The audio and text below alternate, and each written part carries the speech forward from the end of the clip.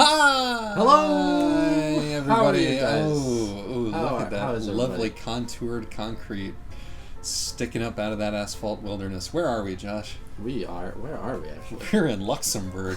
Okay, we're in Luxembourg. We're in Luxembourg. Where are we going? Luxembourg in this universe must be like about 10, 15 feet long, I think. We are going to Bratislava, I'm pretty sure. And we're taking large tubes. Will you please show us the large tubes? Oh. Large tubes. And our truck is just a lovely shade of violet as well. And it's got the pink. Tubes a little bit. It's color coordinated with the tubes. You got a little sort of nice little pink thing going on over there. I'm struggling This to game remember all is the buttons. not given the credit that it deserves for being a pretty game. I think it's a pretty game. I think that we have a lot to thank the designers for graphic-wise. Yeah, I mean, especially on the budget they probably made this on. Yeah. Isn't it great to be on the road again?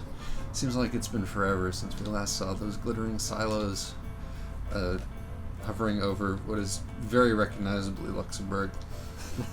I've never been to Luxembourg. Hey, you know something? What? Let's spend a moment covering things we interrupted each other saying in previous episodes. Starting with, You got a list? you had an anecdote about London. You started to say something about a time you were in London.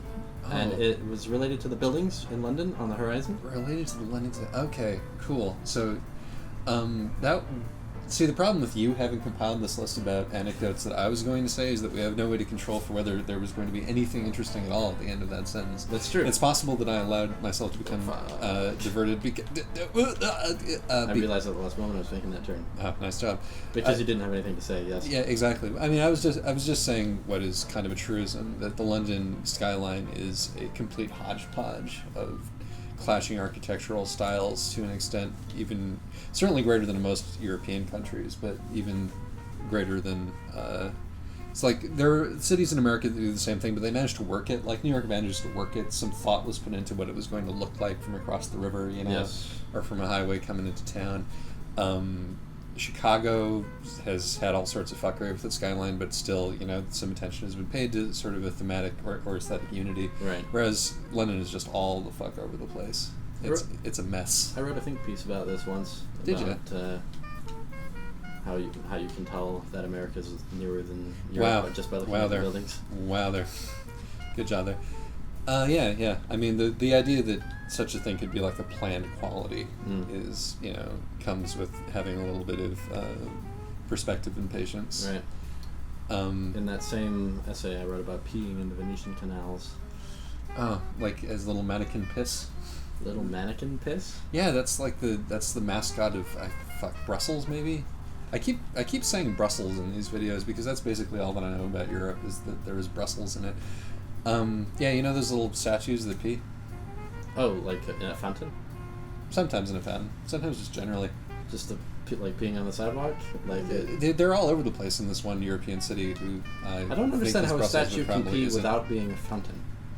Well, you can have a statue simply in the aspect of peeing. Oh, okay. It's a very iconic little image, you know. It's a maybe I'd recognize it naked if man, I saw it, but perhaps. Well, it does, you know, I think that fundamentally that doesn't matter. Yes. And instead, what matters is that you wrote an essay about the feeling of how old were you when you were peeing into the Venetian canals, Josh? I was a teenager. I suppose I was probably about 18. What the heck? What the? It sounds like you've got some kind of audio ad playing on your... Stop it! I was just going to try and not divert the conversation. Oh, God. Isaac brought his work computer to the truck today. I decided to do a little bit of work while we trucked. That might not have been the brightest idea in the world, but you know, Josh and I are very busy people. Sorry, I couldn't get that out. But we have been missing each other schedule-wise recently, and so I thought that I'd strike while the iron was hot to make sure that our unbroken stream of fun is not diluted or adulterated in any way. And the way you tried to secure that was by bringing your work computer. But we're doing it, aren't we? We're now trucking. We're are. trucking now. Yes.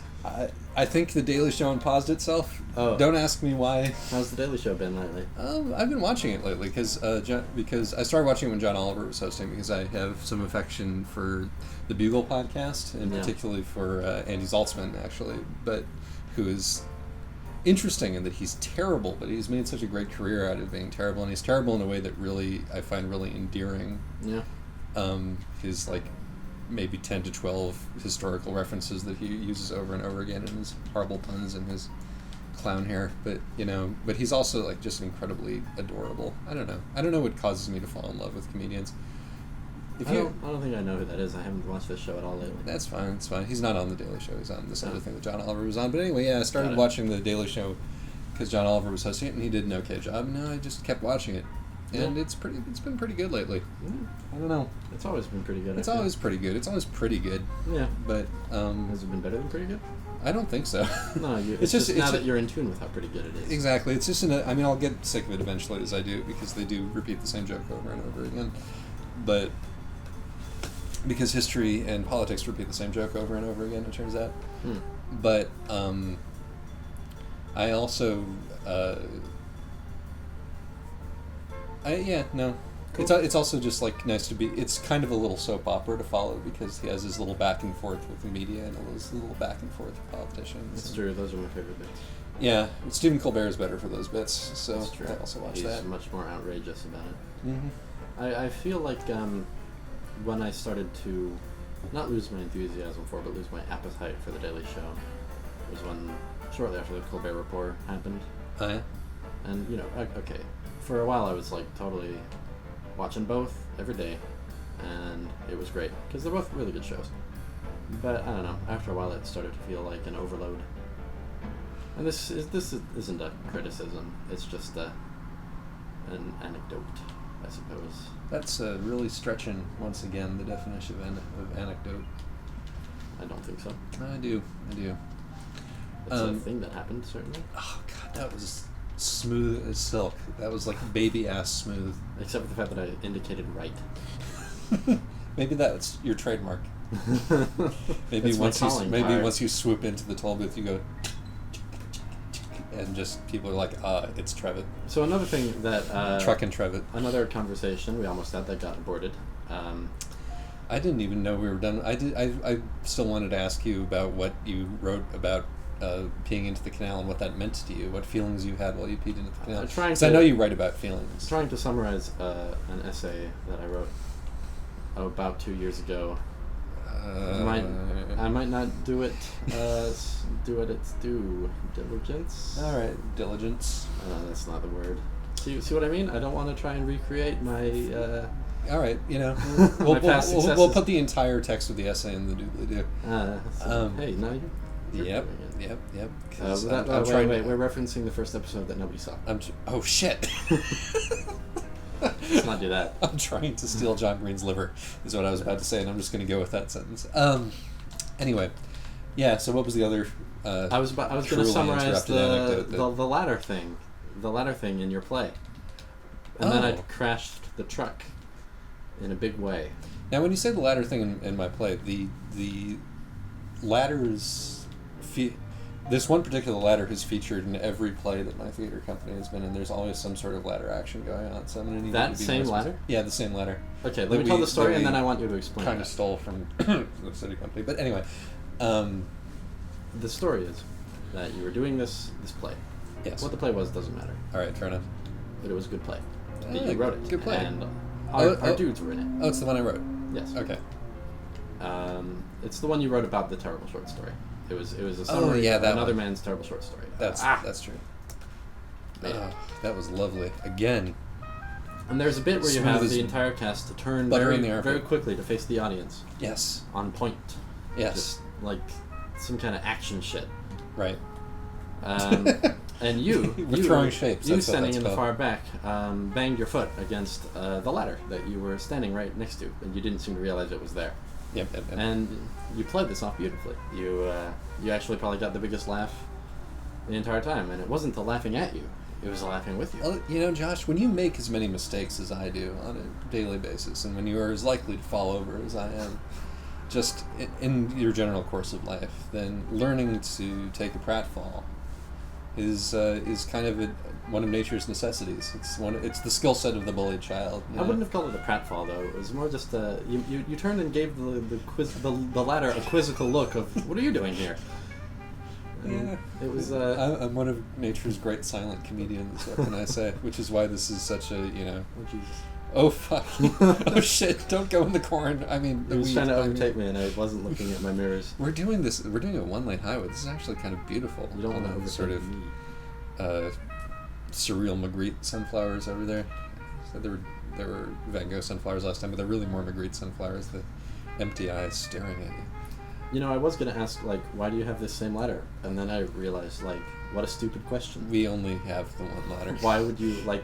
It's it's also obvious that you the need ladder. a ladder. It's to also set the up ladder space. that we use to. I guess I am a little to bit puzzled change about our why you light had a bulbs. ladder in that venue. Oh, that venue. That I didn't know which player you were talking about. That that So it was was just not the same ladder. that ladder was just there. Okay. Ooh. We're gonna need this gas. Because we're going a long way. Hold down that nozzle. The nozzle. Remembering all the buttons. The nozzle. Except for that one. Here we go. You know, people don't watch Venture Brothers when I tell them to. You don't watch Venture Brothers when I tell you to. Why is that, Josh? It's on my list. Yeah, It's not a conscious decision I'm making to not watch the Venture Brothers. Link the Past. Jesus Christ, Mr. Truck with Venture Brothers. Okay, there we go. I've got a lot of things. Gunner Craig Court. I've got a lot of media that I'm consuming at any particular moment. I wanted to talk about Gunner Craig Court today because they're doing interesting things over at Gunner Craig Court in quotes. Why don't you tell us about it? It's made me think about cartoon lesbians is what's made me think, which was like a little bit of continuity from last week's show. Is it? I don't remember talking about cartoon lesbians. We talked about Lieutenant for like 20 minutes. Oh, yeah. Them's is archetypal cartoon lesbians, if I'm not mistaken. True. Can you tell us about your feelings or your thoughts? My feelings, my thoughts. You have thoughts on cartoon lesbians, not feelings. I always have thoughts about cartoon lesbians. You have thoughts about cartoon lesbians too. I know that for a fact. It's true. But it's sort of he's doing a little romance angle. I have heard that there are now cartoon lesbians in that comic. Yeah, it's been a matter of. By the way, background for the much listening celebration. Audience, it's a web comic. Oh yeah. No, I mean if you're not reading Gunner Craig Court, then I don't know what's wrong with you, frankly. Maybe you don't like sort of Hogwartsy Britishy fantasy stuff, which is much better than most other Hogwartsy Britishy fantasy stuff. Maybe you were put off by the fact that in the first couple of chapters, all the characters look like terrifying Bratz dolls with hexagonal heads. But those two things aside, you really ought to be reading Gunner Craig Court because it is one of the most. It's a compelling little escapist comic, and but anyway, there are people who have the readership for this comic. It's pretty young, but it's pretty young in a sort of. This has been used for like ESL education by some teachers.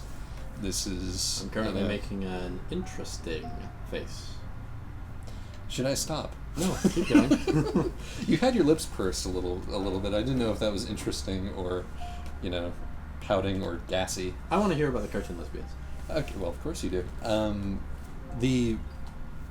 And so when he rolled this particular arc out, people are being like, "Oh my God, it's out of the blue. She's had crushes on dudes before. You're cashing in." And I was like, "Cashing in? That's a fascinating thing to say. Cashing in on what?" And people were saying, "Well, all these webcomics are having lesbians all of a sudden because it's the thing to do now to have yourself some lesbians." Yeah, and I was like, "Well, there are a number of lesbians in the webcomics that I write, and many of them are written by dudes, as this comic is written by dudes." And maybe that is something to interrogate. It's like, is that a hook? Are these lesbians being cynically deployed? I don't know about cynically. I guess my suspicion. Oh my God, this traffic. Just go with it. Chill out. We're having an interesting discussion about. I suppose my initial suspicion would be that it's not anything cynical. It's not even anything really conscious. But maybe it's kind of a. It's zeitgeisty. It's zeitgeisty. It's a little zeitgeisty. Exactly. I think this is kind of just. This is in the pudding at the moment, and maybe that doesn't mean that it's not bad that it's in the pudding. It doesn't mean that it's good that it's in the pudding. It might be bad that it's in the pudding. It's just in the pudding. It's partly good that it's in the pudding. I'm definitely sure that it's partly good. It's definitely partly good. The vast majority. I'm uncertain about whether it's partly bad. The vast majority of reactions to this comic have been positive because he's a good writer. Yes. I mean, that's really the be-all and end-all of this stuff is this person a good writer? Did they do the research? Can they pull it off? Is this believable? Is this respectful? Yes. If the answer to all those questions are yes, and there's nothing inherently wrong with doing just about any damn thing, Right. Creatively speaking. There are some subjects where it is next to impossible to do that if you're not, like, personally implicated in the issue, but Right. you know what I'm saying. Speaking for myself for a second, like the last big fiction project that I embarked on before giving up on fiction for the time being was about lesbians. Ah, yes, more lesbians. Yes, and after a while, I said to myself, I'm really not bringing anything to the table by writing about this. It's a thing that you have to ask yourself. It's like, what is the use Yes. of this thing? Like, there's there's a thing, I think, for particularly straight men writing romance, where writing your romance or putting your seriously schmoopy, unguarded romantic writing into the mouths of lesbian characters is an easier thing to do than to do it in straight characters. And I think there's a couple of reasons for that. The primary one being that when you want to write just romance, like two people really into each other, if you're writing a heterosexual couple, there's other shit going on always. What also, kind of shit? There's a power imbalance, that you have to address in order to. Yes. There's So you're saying that there's gender relations. There's the history of this and that. Right, and like even if that's not necessarily in the fiction, it's going to be in the reading of the fiction. Right, exactly. There's an element of. So you're saying that, like, writing lesbians, I can see this. Writing lesbians is it's a kind shortcut of around that stuff. Exactly, it's a little bit escapist. Yeah. There's like other, there's will the culture understand thing, but it's easier to write, like, that gives you a conflict right out of the bat. Right. And if what you want to focus on is these people are really into each other, not this relationship is implicated in in a history, as basically all heterosexual relationships are. This relationship is implicated in a history of power imbalance. That is interesting. David Foster Wallace wrote a short story called Little Expressionless Animals, which is about lesbians. And that's an interesting title for a story about lesbians. Yes, it's not referring to the lesbians. You might be surprised to learn. Is it hamsters? No, it's essentially. Hey, fuck you. I'm going. Oh, he flashed his brights at you. That's a nice little bit of. And a car honked outside at the same time. Hey, synergy! Anyway, where was I going? Right. It's a story which essentially examines. This is a tough short story to describe without it sounding really problematic. Although I bet assure it you it's is. not. Oh, it's not. I don't think it is. Okay, go for it. Do It's your best. It's about the they kind of use each other as outlets for not escaping, but okay, no. Let me start over. Through the romance, their past traumas come to bear. Sure. Anyway, it's called Little Expressionless Animals because one of them, it's also about Jeopardy. One of them, who is like the reigning champion on Jeopardy, is so good at trivia because, well, not because. I'm sorry, I'm mixing a few things up, but she's kind of a weirdo because her mother left her by the side of the road one day. Her and her little brother. And she was raised by little expressionless animals. No, but a memory which is stuck on her is that of a cow staring at her and her brother, expressionless. I see. Like chewing on some grass. This strikes a vague bell. I might have read this story at some point. And the other one is, I don't remember her deal. Oh, right. Her mother was a victim of just abuse by a stranger in a movie theater. And, like, her mother lost her mind. So it's essentially both of them remembering their mothers. So, And easier to do that in a woman-only zone of a story, I possibly suppose. so, yeah. I mean, it always struck me that the fact that something they do is that they try to... A joke the characters have is that they they like come up with traumatic reasons, traumatic sources of their homosexuality. Right. Because they know I have that read this story. They know that there's kind of an expectation that is a thing in their past, Mhm. especially in like the 90s or the 80s when this thing was written. Sure. And eventually, like, that's how their trauma is. That's how they actually share their trauma, is that they eventually actually describe what happened. And I suppose they might wonder slightly to themselves whether or not this has anything to do with their homosexuality. Right.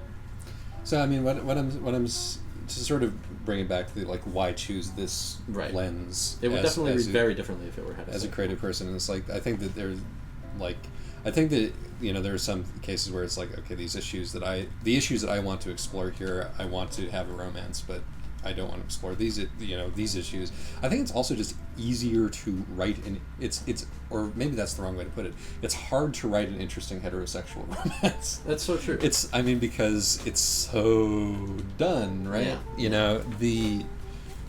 The mere fact of putting homosexuality into the mix like gives you this it gives you this immediate hook that you might otherwise have, which is why recently it's been hard as fuck to publish anything about like non-straight, non-white people. Right, which is, I guess, I mean, there are a multitude of reasons why this isn't as played out, Right. And I think that it's right to be wary of that impulse, because I tend to like be drawn to the idea myself. Yeah. I think there's a lesbian couple in the play that I'm writing right now. And there's a lesbian couple in the last play you wrote too. Is there? Yeah. Which one? I'm talking about the Brony play. Oh yeah. That's less a couple and more a joke. Yeah. But there's the problem, you see. Yes. Is that Isaac's not a Brony, by the way. I don't want anyone to come away with that. Christ in hell. Yeah, no. The last little vignette I wrote was a play in which a sex-negative brony has a breakdown because his sister is a lesbian. And a real person. And a real person, which he was adamantly set against because he only loves fake people. Yeah, because really he's a brony. good. Yeah, That's very good. Thank you. I appreciate it. It was like 3 hours of writing. Sometimes we do our best work like that. We do. Yeah, me particularly. Jesus, I'm. Effort does not become me as a playwright. But anyway, so this is like reading this thing that I'm writing now. I'm like, Jesus, is this warranted? Is this an impulse that is just there to make things easier? Is this going to make the entire play about this decision? Because it might, because that's how I tend to work, is that I have an idea and that idea overwhelms everything else. Right. But it's interesting. In the case of Gunnar Krug Court, I think that he's fine. But, it's like, it's also a fact that this is a topic that keeps coming up in his work and in his fanish interests. Another, it's not lesbians, but another work which is popular right now, which has homosexual coupling, is, oh, fuck. The phrase homosexual coupling is I one felt that a little bad about would that right after. really wish that you would never employ again for any reason. I did not mean to sound like some kind of Nazi. I think I might be stuck in an infinite loop behind this guy. Let's see. Well, you can always run him the fuck over. Anyway, what I'm bringing up is Night Vale. Oh, God. Night Vale has been widely accused of tokenism. Yeah, but that's mostly by cretins, Yes. as far as I can see. I agree. I am, actually way more likely to give passes to straight men who write gay men. Yeah.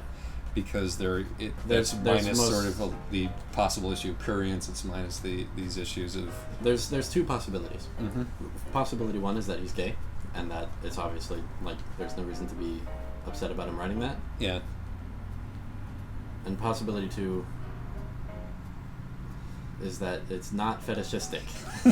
I mean, it's clearly not, right? Right. I mean, it's just like we have in this thing which I'm not a huge fan of, by the way. A lot of people are. I'm not. I have never even listened to an episode. Sorry about the fire truck. They're coming to arrest Isaac for not liking Night Vale. Oh my God, the fandom police. I don't like Pacific Rim either. Oh, neither do I. I don't like SNK either. It's raining. Have we ever had rain on this show before? Oh God, it's so... Look at the streaks on the windshield. It's so pretty. Yeah, I definitely think Night Vale is... the fact that it has a gay couple in it is pretty cool about it. It's a cool thing. The dude... I've watched the dude post on Something Awful. Yeah. And people like to call shenanigans on his talk about representation in media, and Because of course they do, because they're shitheads. yes, and he just gives them the business. I admire It's the always fellow. it's always nice to watch somebody give. Yeah, give I had someone. the I watched business. someone say like, "What are you talking about? There's no female characters in this Star Trek movie. Like, there's no female characters in Night Vale," and he just gives them like a list of all the female characters in Night Vale. Yeah. Which maybe he shouldn't be defending his work on Something Awful, but hey, Whatever. He's a goon. yeah, You know. yeah. He was a goon first. He was just talking about doing a podcast on Something Awful before it ever became what it is today. Yep. Anyway, Yeah. I mean, that was an interesting conversation. I think the Night Vale is real good in some ways. I think the fandom got real toxic real quickly, like in a kind of inexplicable, kind of shockingly abrupt nosedivey kind of a way. I don't know why that was. I'm not in the fandom enough to ausfart. I don't know. It's interesting how different fandoms have different characters, Yeah, it's. even when the works aren't as distinct in that way. I mean, yes. The danger here is that I'll start talking about the Homestuck fandom. I think in this setting, I think it's very valuable to talk about the Homestuck fandom actually, because that was a really cool fandom for a while. It was a really cool fandom for a while, and it's also a fandom where like the clear sort of deterministic. The personality of the fandom is related to the personality of the piece. Was very clear. Very true. It was like this. All the stuff happened with the Homestuck fandom as soon as all the I don't know what word would you use to describe the troll sexuality? Bisexual? I don't know what you're talking about. Once all the non-straight characters appeared, Oh yeah. then the fandom erupted in people who had been and queers, basically. Yeah. People who had been seeking representation. Definitely that. I mean, not. I would say that. I mean, bisexuality is sort of the fluid sexuality of the trolls was a part of it, but also like the flood of non-neurotypical characters. Yeah, It sure. played a big part of it. Like, people got brain issues in Homestuck across the board. It's just a thing. Yeah. They all, and I think that one of the reasons why it touched so many folks, who are introverts who are socially awkward, Right, is because right. this is the stuff that was It's modeled in the comic. It's about that. It's about being an introvert, Or at least it was about a that. social awkward introvert with brain problems when it was good. Yeah. We We don't even know what's going on with Homestuck we don't nowadays. know what's going. We I don't don't need even to explain fucking that. yeah. Never mind.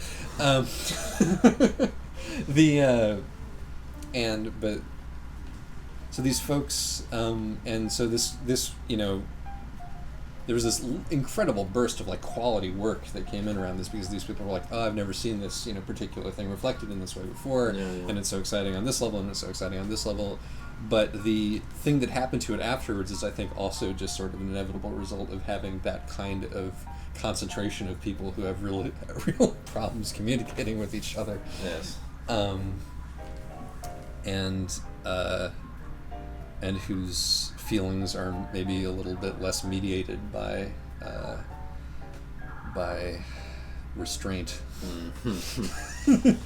But anyway, I don't want to talk about specific examples of the Homestuck. we're not going to talk about specific examples of it. We didn't talk about specific examples of the Night Vale one, although examples there are. I don't know enough about that. I just stepped on your copy of The Myth of Sisyphus, and I'm so very sorry about that. I bent back the cover. Oh, that's okay. It's a paperback. Well. Why is my copy of the Myth of Sisyphus on the floor? Well, Because everything else is on the floor, Josh. I was going to try and make a joke about the absurd. God, there was a cartoon in the New Yorker recently which really pissed me off. It was kind of brilliant by accident. Yeah. It was like the marriage of Sisyphus or something, and it showed Sisyphus, pushing the boulder up the hill while his wife leaned on it. And I was like, hey, this is 2013, what the fuck? My car is going 100 miles per hour. My truck is. Well, not miles, kilometers. Yeah. It's pretty So fast for a probably truck. in the rain Yeah. with the exit coming up. I'm sorry, though. I didn't mean to interrupt your thoughts. No, that's the problem. It's like, A, this is 2013, what the hell are you doing? And B, surely the whole point of the Sisyphus myth is that if he can actually stop pushing the boulder up the hill, he's going to be a much happier person. So this cartoon might be a work of accidental genius, in fact, about what partners can actually do for us, but is in itself just the kind of lazy hackery that is most New Yorker cartoons and New Yorker poetry, huh? Anyway. I mean, that Sisyphus should be really pleased with pushing the boulder up the hill, is exactly the point of that essay you just stepped on. He should just find his joy in that. Well, Camus was not a happy dude. He should not be lecturing others on happiness. Maybe. Camus. Never read any of his fiction. Where was I going? Yeah, I think we pretty much we nailed the lesbians exhausted. We nailed the lesbians thing. Yep. Best conversation we've had on the show so far. Yeah, I think pretty much. I guess that thinking about things beforehand does pay off. You know what's not the best conversation we've had on this show? Which? The one with which we had, not on this show, but on the Dive Kick show just now, about this ridiculous question we got. I feel like maybe we should take this opportunity to expand upon the dialogue we had, not necessarily the question.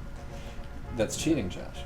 I don't think so, because I'm not it presents a topic, that's for sure. Yes. And it's called, and speaking of different fandoms definitely being influenced by the specific features of the work that they're, and sort of shaped by the specific features of the work that they coagulate around. Different media definitely affect the personalities of the aficionados of those medias. Ausfart. Are we actually taking this exit to Ausfart? Are we actually taking... The Ausfart means exit. We've established this like 3 times. I'm trying to make a joke. I've been double-backed. I thought we turned away from Ausfart. God, all these exits lead to Ausfart. Anyway, but yeah, so video games. No, Is there something particularly special about video games that has caused, well, what this guy thinks? I'm pretty sure that he was talking about like the... I think there's 2 interesting questions in that question, which are not really related to one another. All right, go for it. I'm not gonna expand on the question. I just think I want to talk about the 2 questions within the question. All right. Are video games special? Yes. What were you about to ask? Are they special in a way related to the culture they need to overcome? And the answer to that is not really. Okay. But they're special. I mean, they're special, Josh? I've always thought so. What's special about video games? Oh no. This is a big question. Yeah. It's a question I spend most of my days trying to answer. Yeah. Well, this truck trip to... Where are we now? Yeah, we could open the map. Or which one is that? Hit F5 a bunch of times. Wrong button. Shit. That's F6. There are no That's short F8. messages. We are near Nuremberg. Right. Or Nuremberg, rather. I don't even know what country that is. I don't have a good answer to what's special about video games. I think that's a question which is... That's being turned over an awful lot right now. I gotta say that driving empty pipes to Bratislava has a certain pathos. I mean, in a rainstorm. But I'm sorry. Go ahead. There's no question that video games are special. But I think what's going on with video games right now, a lot of people like to say that the thing that's going on with video games right now is that they've gotten more serious. Mm-hmm. I don't know if that's necessarily true. Let me dial back a little bit. The thing is that games have always been very important. We've played games since, frankly, the beginning of fucking time. I heard somewhere that the 6-sided dice is the oldest invention that we still use in exactly the same way as it was originally intended. I heard that. And like, it's always been a fact that games say a lot about the culture that originated them. Like chess, for instance, is a game that these medieval lords came up with. And it's a game about like doing honorable combat on an even field. Whereas the Vikings had their own similar board game, and it was about it also had 2 teams, but one of them started in the center, and the other assaulted it from all sides. Right. And that that says some very clear things about the cultures. And game design isn't really a new thing. It's just thinking about game design that's new. But it's not as new as you might think. Back in the 60s, there was this movement of sociologists who called themselves the New Games Movement, and they might have invented game design as we know it today. Like, have you ever played that parachute game in elementary school with the big multicolored parachute? Yeah, I did. Everybody loved that fucking shit. I love that shit. Shit's so floaty and gauzy and pretty. Yeah, I mean that and non-competitive. Yeah, exactly. That game, they came up with that actually as a protest on the Vietnam War, because you're subverting this military technology when you play that game, and it's also, you know, it questions, why do games have to be so? Oh shit, we have to sleep. Good. How are we so empty on gas already? Wow. We started with a pretty low tank. But I filled it up. Oh right, but you didn't fill it up all the way, dude. I thought I did. No, you didn't. No, my mistake. But yeah, like, I think what's new is that we're starting to see authored games, and we're starting to see multiple styles of authorship. Yeah, definitely the sort of the auteur thing is new to video games. That's true, but like, in a larger scope, even like the corporate design thing is new to games. Yeah. In the past 50 or so years, a little older than that, I guess. Board games, how long have they been around? Forever. Yeah, but a lot of them in the past. Yeah. A lot of them in the past were folk games. Right.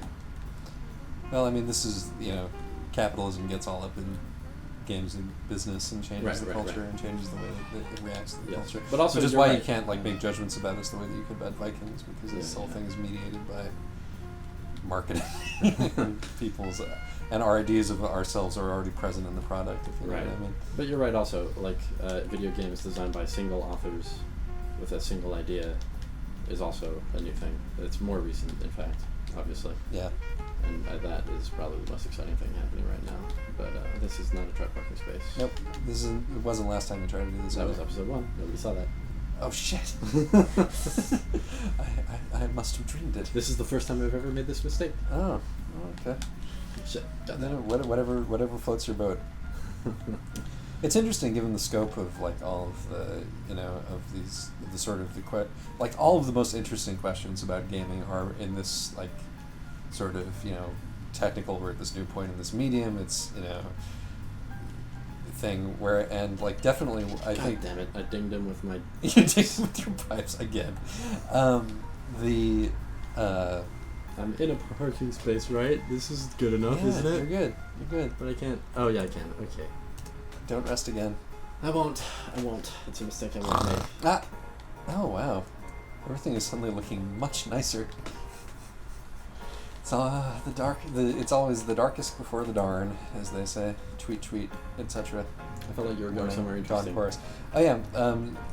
I just think it's interesting that while, you know, that there's all this, you know, there's all of these interesting things about the development of play and the development of games, and, you know, how this relates to our individuation and culture, and, you know, what's happening to it now, and what all these social and cultural forces that are attached to it. But definitely, when that guy was talking about gaming and its culture, he was talking about Call of Duty. I feel like that's what he was talking about. He was talking about bros, you know, and he was talking about. And I still don't see a relationship between like what's special about games as a medium and their need to overcome. I'm going to turn off my windscreen wipers now. Yeah. And their need to overcome misogyny. Well, it's just interesting that this has become sort of the dominant conversation. Yeah. And. I mean, I think I will never say that there's like no place for, you know, big action games. I like a lot of big action games. Mm-hmm. So, and I think they're a part, like, certainly it's something special about film is that it can do dumb action films. Right. Like, something that's special about games is that it can do dumb action games. Well, when you think about, like, a film buff, right, a film buff is not likely to just want to, you know, watch the latest... not likely to just want to, no. Fast and Furious. You know. But, you know, I watched a video of 2 film buffs recently talking about how they thought Gravity was visually awesome and really well directed. Too bad about the story. Well, right. Well, that's the thing, right? There's this sort of, you know, people who like movies are expected to like movies that aren't just blockbusters. People who like movies are expected to be interested in, you know, a sort of a broad range of things, and there exists a more broad, like, studio-based range for them to be interested in on top of, like, your art house and indie stuff. Definitely, but don't you think, like, this is essentially the high art, low art fallacy? It's not particularly fallacy. I think it is mostly fallacy. I mean, there's been some really dumb action games that have had, like, actually pretty more than serviceable stories. Right. Like, Do you feel that the high art low art sort of divide is breaking down inside the gaming community in the same way that it sort of breaks down inside the? I think it's beginning to, yes.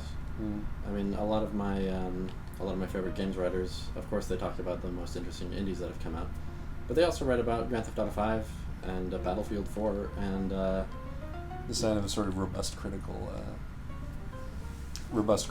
sort of unit lens, community. Yeah. I mean, a lot of the same writers do. And obviously they're critical of aspects of the blockbusters, but they're also critical of aspects of the indies.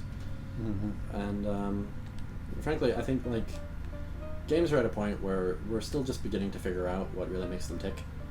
Right. And, like, games that do brand new things are coming out all the fucking time.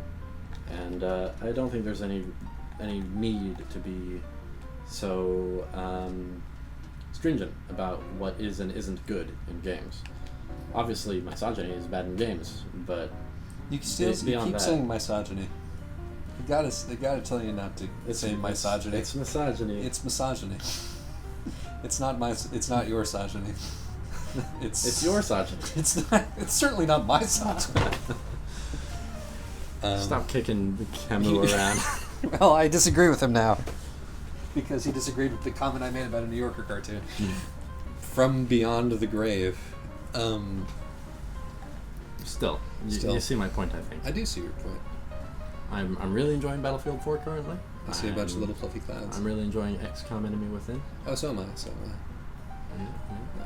Speaking of games and why they're good and what constitutes a good game, and about an ask that we got, I was thinking about Spelunky because I've been playing a lot of Spelunky because you kind of forced me to download Spelunky. Yeah, you seem to have mixed feelings about Spelunky. I have mixed feelings about Spelunky because I'm beginning to see where the hooks are and why you could be hooked into the game and how. And I find myself playing it a lot. Mm-hmm. But not necessarily enjoying yourself? Not necessarily enjoying myself. Interesting. No, not necessarily. I think something that really excited people about Spelunky when it first came out, because it really kicked off this new craze of roguelikes. I think it's fair to credit it for that. Interesting. Maybe that real-time roguelikes, especially. Maybe it's the Elvis thing again. Maybe for real, the only other real-time roguelike I can think of that came out before Spelunky, and I'm probably wrong about this, but the only one I can think of was the original Diablo. Oh yeah, which I really liked. Yeah, well, what a great game. People were delighted when Spelunky came out, and it's a game about dying in new and spectacular ways every time. Like, I've been playing the game for fucking years, but it still surprises me by killing me in new ways. No, I mean, I have, as a roguelike, I've noticed that it's robust. One of the signs of a good roguelike is that there are mistakes that happen which are just so out of the blue and hilarious. Yeah, I mean, everything in that simulated world interacts in, like, so many ways. It's like, you got the explosions, you got the weighted objects, you got your accidentally dropping a giant cinder block on your dog and squishing it into paste. Yes. Which happened. Wow, that's a good one. So, was the dog just in the wrong place at the wrong time, or was it in a tiny little groove running back and forth? It was in a tiny little groove running back and forth. So you should have seen it coming. Well, that's the thing. I'm still in that. One of the reasons that I'm still replaying is that I'm in that exploratory phase. Look at those street lights. Those are beautiful. I wonder if those are accurate to the area. I wonder where we are. Everything is like full of. Oh, we're outside Prague. No, Prague. Sorry. There's all these beautiful fairy lights and like purples and pinks in this one. I think because our pipes are so soft grunge. I'm so pastel goth right now. But I've never heard anyone say that about a pipe before. Our pipes are lavender. Our pipes are tastemakers, man. We're bringing the industry a touch of class here, and really reimagining what kind of masculinity can be constructed in construction. But what is keeping you from really getting into Spelunky? I still think it lacks flow. I mean, Because as a platformer, it encourages flow, and then when I flow, I die. I feel like I have plenty of flow when I play Spelunky. Maybe it's just that the learning curve is such that I still need to... I definitely think that Spelunky is a game which offers bounties when it comes to the joy of mastery. That's probably true. I can sort of see it from that. It's like... Well, I mean, this is the larger question, I suppose. Like, what... And our friend Rob wrote a really great piece about this that was tangentially about this specific thing on Tumblr. Did you read this thing? It was the picture. Did you see the pictures for Sad Children? I have not read it. He did.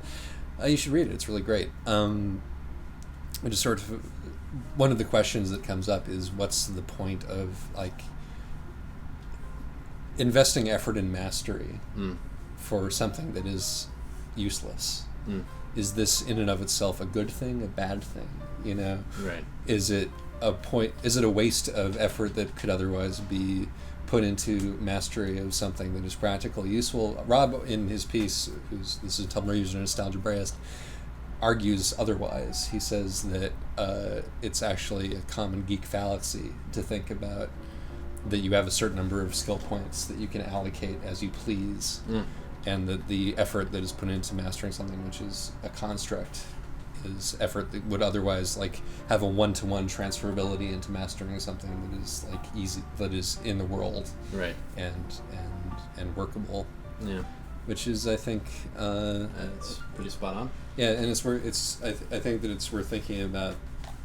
I mean, what is this? What is this? Like, what need does this gaining of mastery over something inconsequential fill? Is it inherently a waste, or is it just the same kind of, or is it just the part of the part of the worth of gaming as a whole? Is that I think mastery is part of the worth of gaming? It's in there, yes. I mean, and that's part of. There's certainly no other artistic medium that lets you feel like you've mastered something in quite the same way. From the producers. I mean, from the consumer's standpoint rather than the producer's standpoint. I mean, there are like puzzle plotted books that you can spend a long time figuring out. Pale Fire, Leaves of Grass, not Leaves of Grass. House of Leaves. House of Leaves. Yeah. You know, I find Leaves of Grass extremely confusing. But like that's even, and that's cool. But that's a different thing. I mean, being really good at Spelunky is like it's a bodily sensation, you know. Mm-hmm.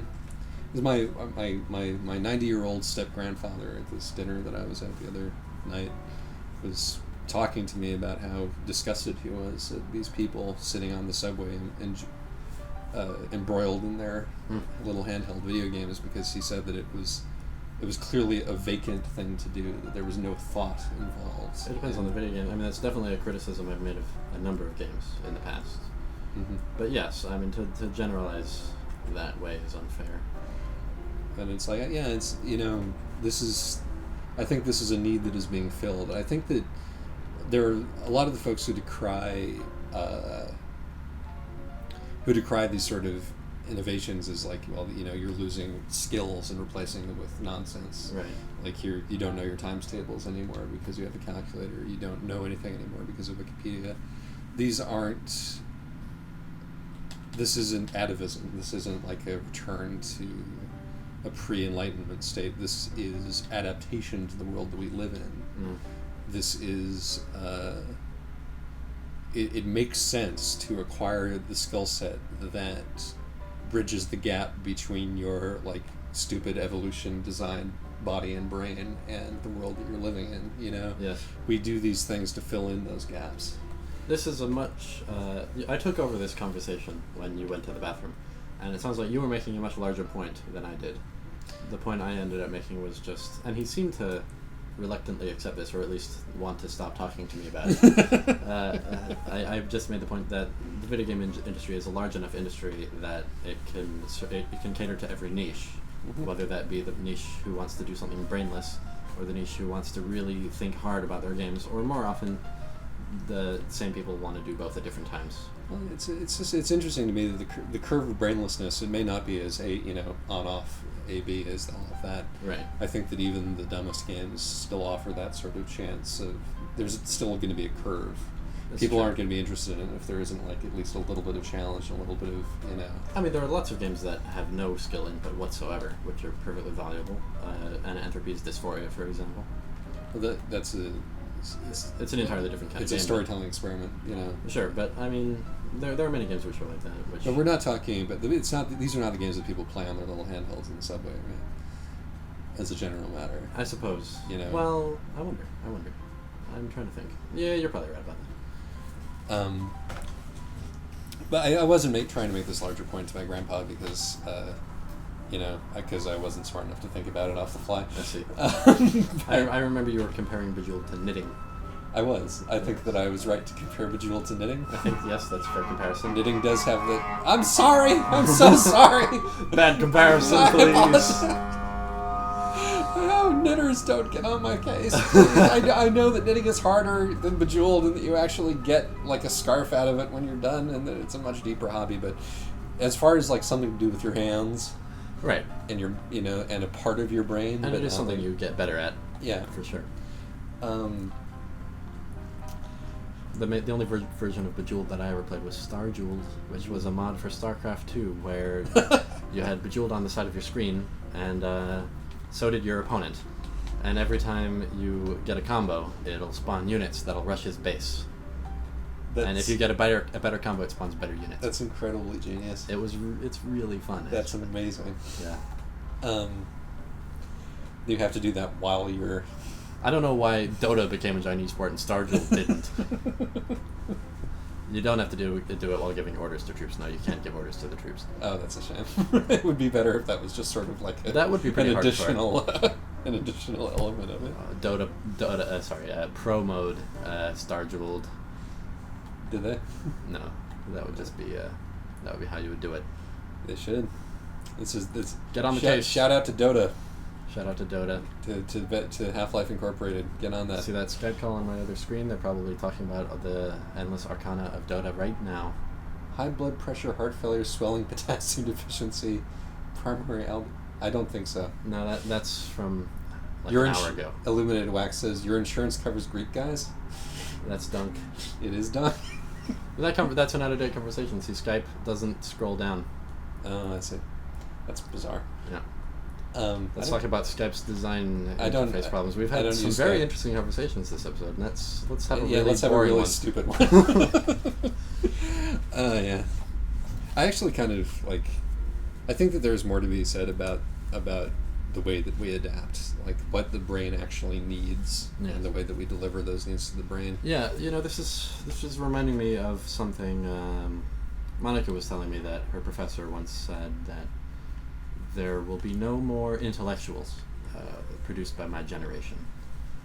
And I thought about that for a while. I mean, it's obvious that he's wrong. Right. But the truth, I think, that he's thinking of and wrong about is that intellectualism is going to look different for our generation. I think so. I think the need for, academic essays and that form of inquiry as we know it is diminished. And I think we think in a different way now. I think discourse has been more democratized. That's certainly true. And through that democratization, certain expectations like good citations are maybe, unfortunately, kind of going by the wayside. Yeah. I mean, this is the sort of the classic issue that's happening with all art right now. Is we don't have editors anymore. How do we ensure a quality product? And there's some interesting assumptions there, which was how did we ever ensure a quality product? Yes. And isn't self-policing actually in a way a more effective approach to this? With Bratislava. We're almost there. We're almost where we're going. Wow. Time flies, huh? Yeah. No. It's as the language of society changes, there's resistance. Well, I mean, there's plenty of smart people who don't pick up the changes and just think that they're listening to the sort of deafening silence. Think that it's just a bunch of nonsense. Right. Because the organs have changed, the discourse has moved. People talk shit on the internet instead of in journals, Yeah. and that. I mean, I think it's been like it's kind of amazing in a way. Like, obviously, the social justice fandom on Tumblr is often, it goes out of hand, but it's cool that like these terms that used to exist solely in sociological papers have become so widespread. Right. I'm not sure that's a completely new thing, but I think that I think that kind of unfortunately what's happened is that the first semester of college kid who learns some vocabulary and learns that injustice exists and comes back and tells their parents that they're horrible people, Yes. Has sort of become a thing that everybody can gain access to. But the thing about that first semester of college thing is that some people go on from there to actually learn their shit, and I think that the more people that you have in that sort of nascent stage. Right, but I think the more advanced parts of the dialogue are, Jesus Christ, I got a speeding offense. The more advanced parts of that dialogue are much more accessible than they used to be. I think so. It's sometimes hard to tell the signal from the noise, but that's going to be the major problem of our generation. Yes, right? Exactly. And every generation has its problems. Like, and charlatanry is omnipresent and takes on different forms. And if you don't think that but the thing about it is like that once charlatanry, once bullshit gets into the academy and becomes enshrined, and it Trojan horses its way in there all the fucking time. Yeah. Shit is so much more difficult to get rid of. Do you have a good example of that? Most postmodernism. Yes. I mean, a lot of critical theory generally. Psychoanalysis. Yes. The whole 1950s. Don't hug your children. It'll make them weak and feminine. I didn't realize that was in the academy. That was all coming from up-to-date research. Oh my that God. was all top-down. People, all of the parenting advice from scientists was, if you touch your children too much, you're going to give them all these complexes. So Right. Don't touch your children. And of course, that's crib death. People die if Yes. you don't touch them, right? What I hope is going to be a part of this new generation is a stronger skepticism about the academy. I mean, there's definitely a big movement about that in video games right now. Like, people have realized we don't really need this to be recognized by like art scholars. We can just keep doing good art.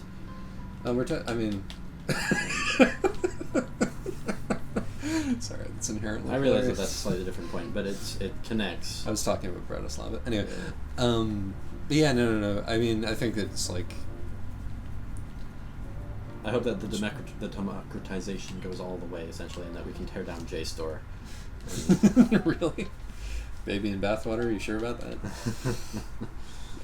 I think the Academy has a place. Put JSTOR on Wikipedia. Probably for the best, really. Yes. This is red. Oh, this light is green. Shit. Thanks for letting me know, other truck.